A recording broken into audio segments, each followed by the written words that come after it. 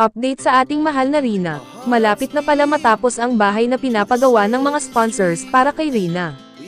At kahit na hindi pa ito tapos ay talagang abot-abot na ang gustong magbigay daw ng pambili ng mga gamit nila sa bahay.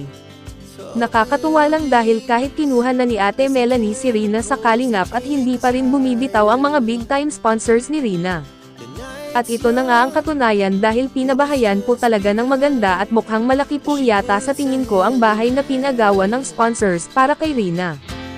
At ayon pa sa napanood kong video ni Ma'am Roinem ay maayos na talagang kausap ang ating mahal na prinsesa ng Kalingap. At andoon siya sa bahay ng nanay niya sa Batobalani, at nag-aalaga ng kanyang mga maliit na kapatid.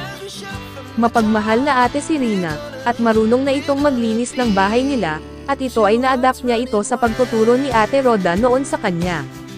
Kaya malaking bagay din po talaga ang nangyayari noon na naalagaan ni Ate Roda si Rina.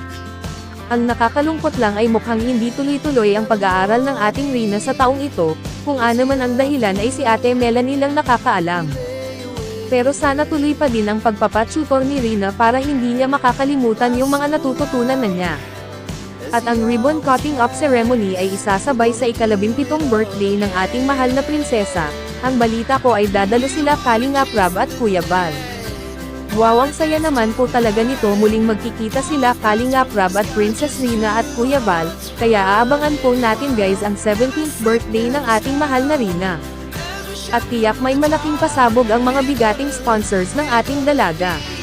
O siya, hanggang dito na po muna tayo guys, pero bago magtapos huwag po nating kalimutan na suportahan sila Kuya Val Santos Matubang at Kalingap Rab, Ate Edna Vlogs at ang lahat ng mga Kalingap partners.